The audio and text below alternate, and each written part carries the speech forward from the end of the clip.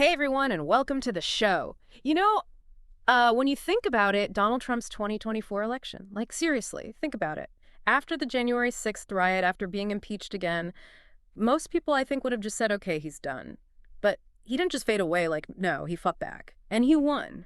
It's a political, I don't even know what to call it, resurrection, reinvention. It's so improbable, so unlikely. It's like something out of like a political thriller novel. It really is. I mean, when you think back to where things stood in December of 2020, Okay. which is kind of the jumping off point for our deep dive today into Alex Eisenstadt's book, Revenge, the idea of a second Trump presidency, I mean, it just seemed like a fantasy, almost impossible. You're Yeah. talking about a defeated incumbent leaving office under, a huge cloud of controversy. So, okay, let's get into this journey. I mean, it's an amazing story. Revenge, which is based on, get this, over 300 interviews with insiders, doesn't just lay out what happened. It's like it pulls you right into the room for the strategy sessions and the arguments and, yeah, even the all-out political brawls. It's a really good read, and it gives you a look at the how and the who behind this crazy turn of events.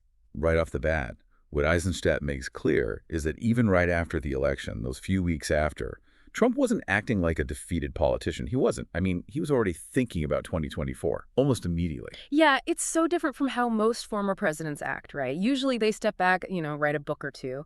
But Trump's ambition was just different. I mean, think about guys like Carter or George H.W. Bush, their post-presidency was nothing like this drive to get back in power. No, not at all. Eisenstadt really highlights that single-minded focus Trump has on winning elections. Even with everything going on, January 6th, facing another impeachment trial, he's still focused on getting back to the Oval Office. Really unusual. And here's where it gets even more interesting. Eisenstadt reveals that some early polling data, specifically from this Republican pollster, McLaughlin reassured Trump that he still had a really strong hold on Republican voters. That data, I mean, it wasn't just numbers. It was like, I don't know, fuel. It fueled his ambition to come back at a time when, a lot of people were saying he was finished. That early data was huge. It gave Trump that proof he needed, I think, to back up his gut feeling that he wasn't done. And it helped push back against that whole idea that he was losing his grip on the party.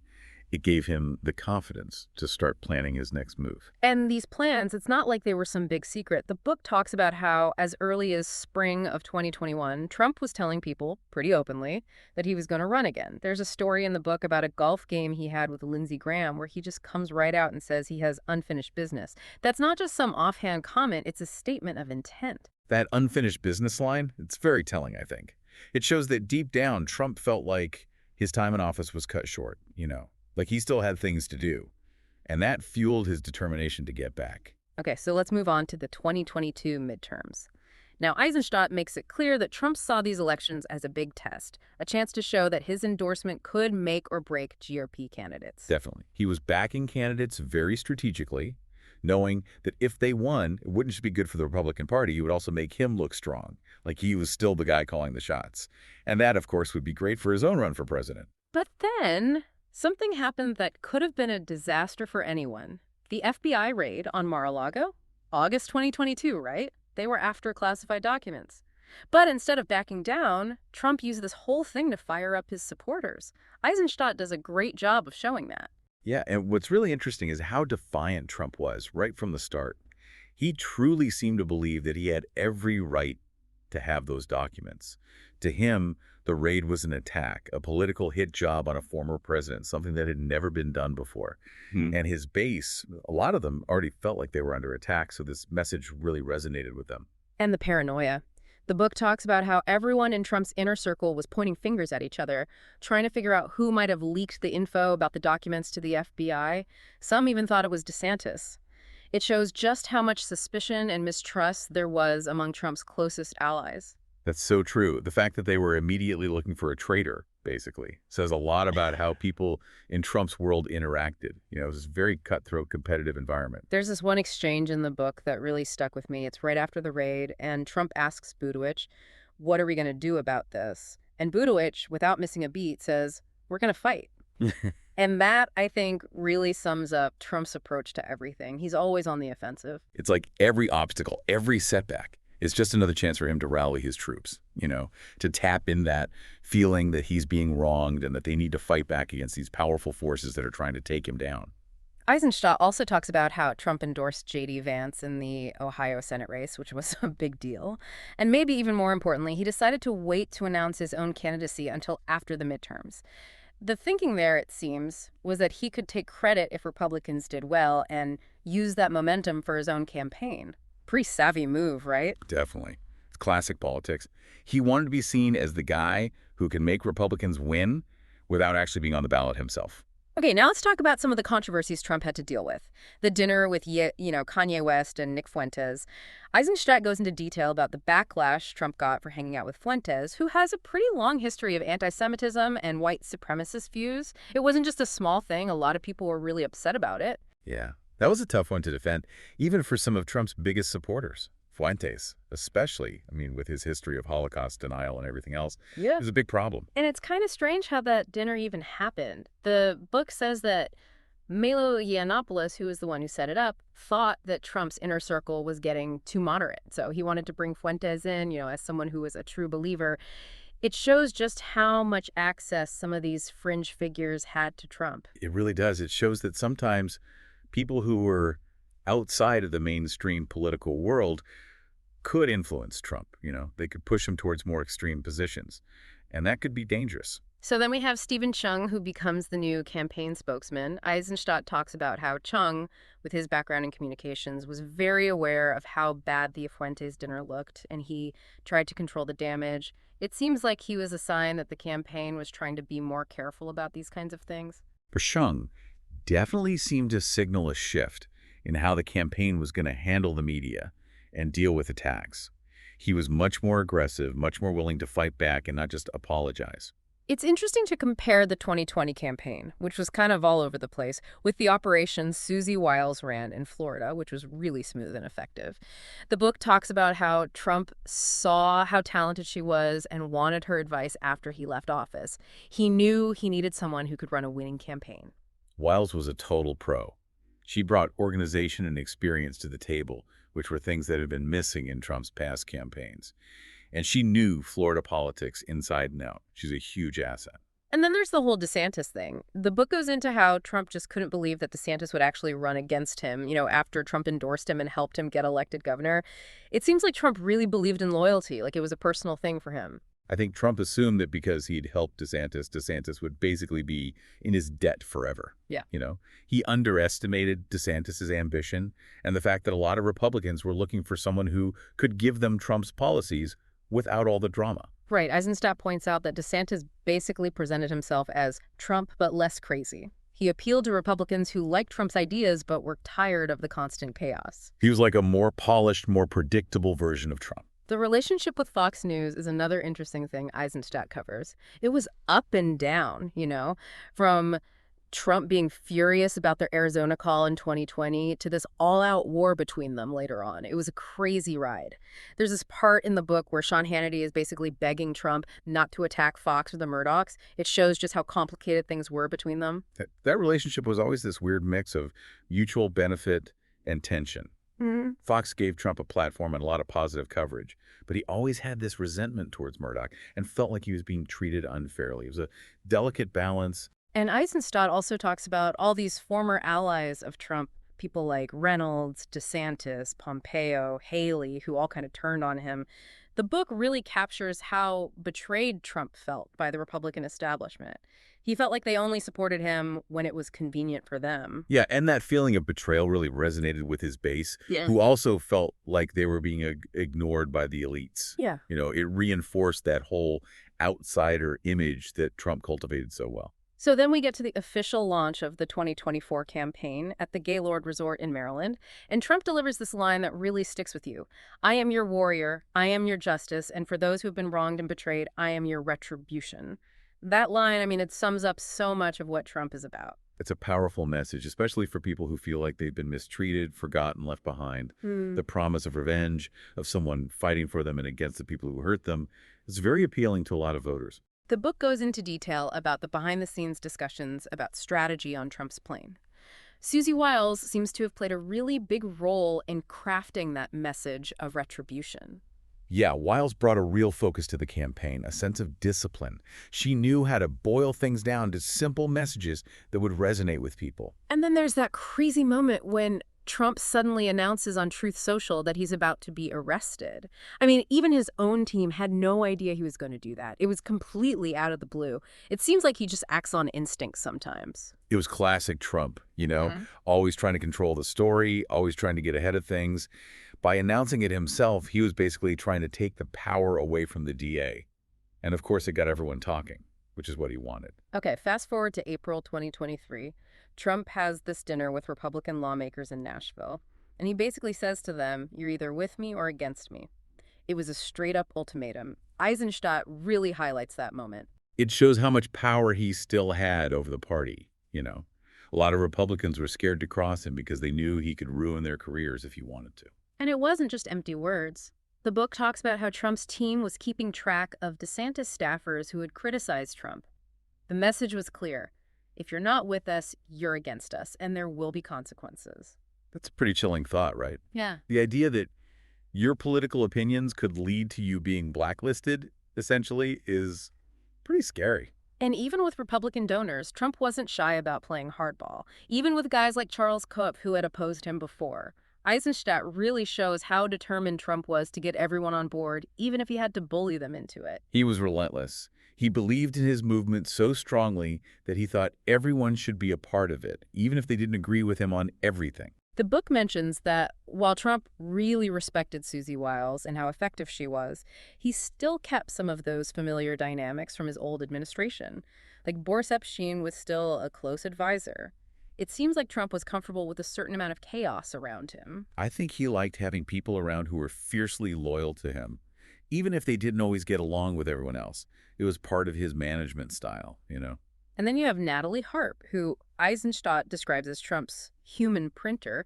She was so incredibly loyal to him, and she had this direct line to Trump that sometimes caused problems with the rest of the campaign staff. Yeah, she was like his personal messenger. And because she had that special access to him, it created some friction with other people on the team, but she was always there for him no matter what. There's this moment in the book where Trump calls Ronna McDaniel bird brain. It shows how blunt he was, even with the head of the RNC, but they still seem to have a working relationship, even if it was a little strained sometimes. It's that weird mix of familiarity and disrespect that Trump seems to have with a lot of people. And at the Iowa State game, Eisenstadt talks about how Trump only let his most diehard supporters into his booth. It's like he was constantly rewarding loyalty and keeping anyone who he thought wasn't fully on board at a distance. It was very transactional. Like, you're either with me 100% or you're not in the club. All right, so let's talk about Iowa and New Hampshire. Eisenstadt describes how Trump's victory in the Iowa caucuses was incredibly fast and decisive. And his team, I mean, they were celebrating, but it's almost like they were a little surprised by how big the win was. Iowa was huge for Trump. It showed that he was still the guy in the Republican Party. And it gave him a ton of momentum going into New Hampshire. And Trump, being Trump, immediately turned his attention to New Hampshire. There's this funny line in the book where he tells Susie Wiles that she gets to keep her job for another week. Even when he was winning, he couldn't resist putting a little pressure on people. He always had to keep people on their toes. Never let them get too comfortable. And the celebrations continued even with the E. Jean Carroll trial coming up. It's like the legal battles were just background noise at that point. He was so used to being in court, it almost didn't faze him anymore, especially when he was winning elections. Eisenstadt really emphasizes how much Trump's Iowa win meant to him, especially compared to 2016 when he came in second there. It was like redemption, a sign that he was even stronger this time around. It showed that he had learned from his mistakes and that he had solidified his support in a key state. And after Iowa, the relationship with DeSantis was officially over. Trump felt betrayed, like DeSantis had stabbed him in the back. It wasn't just politics, it was personal. Trump took everything very personally. He felt like DeSantis owed him loyalty, and when DeSantis challenged him, it was like the ultimate betrayal. Eisenstadt describes the scene in the war room in New Hampshire on primary night. All these potential VP picks are there, all these former rivals, and they're all basically trying to get on Trump's good side. It's like everyone wanted to be on the winning team. They knew Trump was going to be the nominee, and they wanted to be a part of it. They wanted a piece of the action. And Nikki Haley loses by 11 points. Not even close. And Ronna McDaniel, she's ready to declare Trump the nominee right then and there. She wanted to end the primary and unify the party behind Trump. It was a smart move. The longer the primary dragged on, the more damage it could do to the party. It was time to rally everyone behind Trump.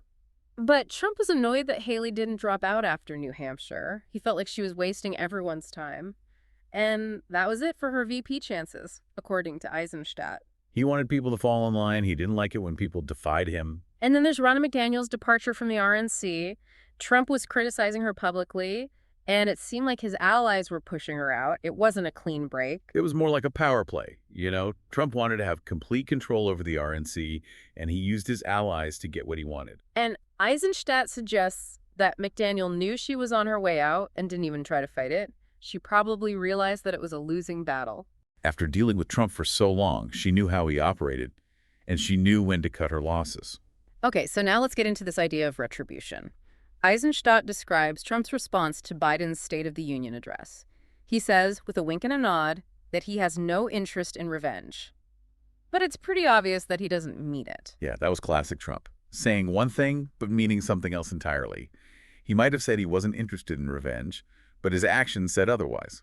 The book really emphasizes how much Trump wanted to get back at the people he felt had wronged him in 2020 and who were opposing him in 2024. He was still attacking Liz Cheney, and he even talked about using federal law enforcement to go after his enemies. That's a pretty scary thought. It raised serious questions about whether he would abuse his power if he got back into office. And his support for the January 6th rioters was really disturbing. He kept saying they were treated unfairly, and he even recorded a song with them. Isenstadt doesn't shy away from this stuff. It was a dangerous game he was playing. By aligning himself so closely with the rioters, he was alienating a lot of voters, especially moderates. Some of Trump's advisors, even people like Lindsey Graham, were worried about how much he was focusing on January 6th and revenge. They thought it would hurt him in the election. They were right to be worried. Voters in the suburbs, the ones who decide elections, weren't going to be happy about a president who seemed obsessed with getting revenge. And then there's that infamous day one comment. Trump said that he wouldn't abuse his power except on the first day. It was supposed to be a joke, but it didn't land well. It sounded like he was admitting that he would abuse his power, and that's not something voters want to hear from their president. And his rhetoric just kept getting more and more intense. He was talking about bedlam if he lost the election because of the indictments, and he refused to tell his supporters not to resort to violence. Isenstadt describes all of this, and it paints a really scary picture. It was like he was trying to create a climate of fear and instability, and that's never a good thing in a democracy. Vince Haley, who was Trump's policy director, knew that the Democrats were trying to make Trump look like a dangerous authoritarian. And Isenstadt tells this story about how Haley warned Trump right before a Fox News town hall that he needed to condemn violence. There were people in Trump's own camp who knew that his rhetoric was going too far. They were trying to rein him in, but it wasn't always easy. And eventually Trump kind of backtracked. He said that he wouldn't have time for revenge and that our ultimate retribution is success. It seemed like he was trying to soften his image a bit. Maybe he realized that all this talk about revenge wasn't helping him with voters. But the damage was done. Isenstadt makes it clear that Biden's campaign kept using Trump's words against him. They were reminding voters of all the times he talked about revenge and how dangerous that could be. It was a smart strategy. They were playing on people's fears about Trump's temperament and what he might do if he got back into power. All right, so let's talk about Roe v. Wade. When it was overturned, Isenstadt says that Trump's first reaction was to ask if he would be blamed. It shows how politically sensitive the issue of abortion had become. He knew that while overturning Roe was a victory for the anti-abortion movement, it was also going to energize pro-choice voters. And he didn't want to be caught in the middle of that fight. The book talks about how Trump had to walk this really fine line on abortion. He needed to keep the religious conservatives happy, but he also didn't want to alienate moderate voters. It was a tough balancing act. It was. And he didn't always handle it well. He would say one thing one day and then contradict himself the next. It was confusing, and it made him look indecisive. And after Dobbs, each state was basically doing its own thing on abortion. There was no real national Republican strategy. It was a mess, and it just made the issue even more complicated and divisive. But within the campaign, according to Isenstadt, they decided that the best approach was to just let the states handle abortion. They thought that would be the safest option for Trump politically. It allowed him to avoid taking a firm stance on a really controversial issue. But it also meant that he wasn't really leading on the issue, which could be seen as a weakness. Senator Katie Britt called Trump to talk about how important the abortion issue was, and they worked together on a social media statement about it. It shows how some Republicans were really trying to shape Trump's message on this. They knew it was a crucial issue for voters, and they wanted to make sure Trump didn't mess it up. Now, let's not forget about all the legal trouble Trump was still facing. Isenstadt acknowledges all the lawsuits and investigations, especially the Carroll case and the hush money case in New York. It was a lot to deal with. It was a constant distraction, and it made it harder for Trump to focus on the campaign and his message. The book goes into the big financial hit Trump took in the Carroll case. And as usual, he just kept denying everything, wouldn't admit any wrongdoing. That was his go-to move. Just deny, deny, deny. The criminal trial in Manhattan was a big deal, too. Isenstadt says that it really threatened Trump's image of being in control. He couldn't just bully his way out of this one. He had to face a judge and a jury. It was a humbling experience for him, I think. He wasn't used to being in a situation where he didn't have all the power. But what's interesting is that Isenstadt says that during this time, Trump actually seemed calmer. He was more appreciative of Susie Wiles and what she was doing for the campaign. He was even listening to feedback more and showing an interest in history. It's almost like all this pressure was having a weird effect on him. It's possible that he was maturing a bit, maybe he was realizing that he needed to change his approach. And Melania, she was pretty much invisible during the campaign. She made a few appearances, but she mostly stayed out of the spotlight. It seemed like she was trying to keep her distance from all the craziness. Isenstadt says that within the campaign, people were pretty sure that Trump was going to be convicted in the Manhattan case. They saw it as almost inevitable. It must have been a tough pill to swallow, knowing that their candidate was facing serious legal trouble. Tony Fabrizio, who was Trump's pollster, he had a reputation for being a straight shooter. He wasn't afraid to tell Trump the truth, even if it was bad news. And he had been right about some big things before, like when he warned Trump about the impact of COVID back in 2020. So when he started a new polling project to see how the hush money trial might affect the campaign, people paid attention. Fabrizio was a numbers guy. He believed in data, and he didn't let his personal feelings get in the way of his analysis. Isenstadt mentions how the campaign was trying to show support for Jewish students, with all the anti-Israel protests going on, and Trump even visited a bodega in Harlem. They were clearly trying to reach out to different groups of voters. They were trying to broaden his appeal beyond his base. But it's hard to say how effective those efforts really were. In the hush money trial, the prosecution's main argument was that Trump had falsified business records to help his campaign in 2016. That was the heart of their case. It was a pretty serious accusation. If they could prove it, it would be a major blow to Trump. Isenstadt describes how Trump prepared for his first debate with Biden. Jason Miller and Stephen Miller were running things, and they were taking it very seriously. It seemed like they knew how important this debate was. They had learned from past mistakes. They knew they couldn't just wing it. And they were convinced that the moderators would be biased against Trump. That was a big part of their thinking going into the debate. They always felt like the media was out to get Trump. What's funny is that Trump was actually worried about Biden's mental state. Yeah. He was afraid that he might accidentally knock him out of the race if he was too aggressive in the debate. It's a strange thing to worry about. He was trying to figure out how to attack Biden without making it seem like he's picking on an old man. The book mentions this debate memo that was full of suggested comebacks and zingers. They were really trying to come up with lines that would go viral. They knew that sound bites were important. They wanted to create moments that people would talk about. And it seems like they were successful. Most people thought that Biden did really badly in that first debate. He had a lot of gaffes, and Trump was able to score some points. It was a turning point in the race. Biden looked tired and confused, and Trump looked energized and sharp. It was a bad night for Biden. After that debate, there was a lot of talk about whether Biden should drop out of the race. Some Democrats were really panicking. It was a real crisis for them. They had to figure out how to stop the bleeding. Now let's talk about something really scary. The assassination attempt. Isenstadt describes Trump's rally in Butler, Pennsylvania, and he mentions that the group traveling with Trump was smaller than usual, probably because of security concerns. They were definitely more worried about security after the Mar-a-Lago raid and everything else that had been going on. And there's this interview with Tucker Carlson where he asks Trump point blank if he thinks someone's going to try to kill him. It was a chilling moment. It showed how real the threats were. Trump was a polarizing figure, and there were people out there who hated him enough to want him dead. And Isenstadt reminds us about the threat from Iran, which was still very real after the Soleimani assassination. That was a constant worry for the Secret Service. They knew that Trump was a target. But even with all these threats, Trump still insisted on doing things like wading into a crowd of fans before a football game. He wanted to be close to his supporters, even if it meant putting himself at risk. He was part of his appeal, Hmm. that he was willing to break down the barriers and connect with people on a personal level, but it also made him a more vulnerable target. And then it happened. Isenstadt describes the assassination attempt at the golf course in detail. He talks about the shooter, Ruth, and his motives. It's a terrifying story. It's a reminder that political violence is a real threat in this country, and it's something we need to take seriously. The Secret Service acted quickly, and Trump was thankfully unharmed. Eisenstadt says that Trump was surprisingly calm throughout the whole ordeal. Maybe he was in shock, or maybe he was just used to dealing with danger. The book mentions that Jared and Ivanka were waiting for Trump at Bedminster after the shooting. It shows how much these threats affected his family, too. It's easy to forget that these politicians are also human beings with families who worry about them. After the shooting, security was even tighter. There were a few other incidents, too, like a car window being smashed and a potential attack on the motorcade, and a drone was even shot down. It was clear that the threats were serious. The Secret Service had their work cut out for them. They had to be constantly vigilant.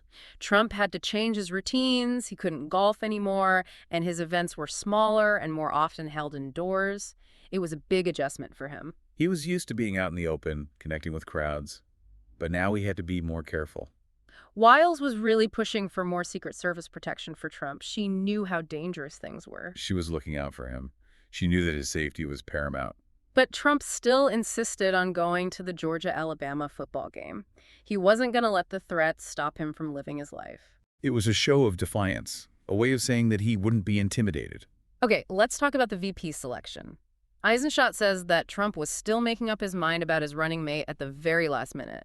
He was even considering people like Maria Bartiromo and Harris Faulkner. It sounds like he was having trouble making a decision. Susie Wiles joked that Trump wanted a unicorn for a VP. It was her way of saying that he was looking for someone who didn't exist. He wanted someone who was loyal, experienced, charismatic, and who could appeal to a wide range of voters. It's a tall order. The book explains why he didn't pick people like Youngkin, Ramaswamy, Haley, or Britt. Some of the reasons were pretty strange, like he was worried about Youngkin being too tall. It shows how much personality played into his decisions. Yeah. He was looking for a certain fed, a certain vibe. And then there's J.D. Vance.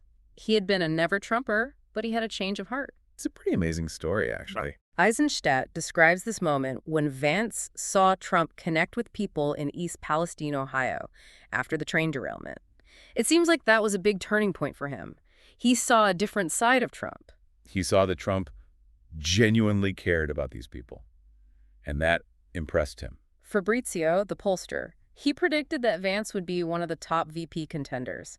He had a good feel for what Trump was thinking. He knew that Trump liked Vance's background and his message. At first, Vance wasn't so sure about being VP, but then he decided to go for it. He realized that it was a huge opportunity, and he thought he could make a difference. The book talks about how Vance campaigned for the VP slot. He did media appearances, raised money in Silicon Valley, and got support from people like Don Jr., Tucker Carlson, and even Elon Musk. He's working hard to build a coalition of support. But there was resistance, too. Peter Thiel warned Vance that the Republican establishment wouldn't be happy if he was picked, and Ken Griffin tried to talk Trump out of choosing him. There were definitely people who saw Vance as a threat. And Eisenstadt describes this scene in Atlanta where all the VP contenders are gathered for a debate. There's a lot of tension and competition between them. They all want to be the chosen one. It's a high-stakes game, Yeah. and there's a lot of pressure on these people. So now we get to this period that Eisenstadt calls the tour of self-destruction. And it starts with a flight to Aspen, Colorado on Jeffrey Epstein's old plane. That's not a good start. It's like a bad omen. Eisenstadt says that even though things were looking good in the polls, Trump was still worried about losing. He couldn't shake the memory of 2020. He knew that anything could happen, and he didn't want to get his hopes up too high. When Biden dropped out of the race, it was chaos. Trump was actually angry about it. He felt like he was being cheated out of a fair fight. It's like he wanted to prove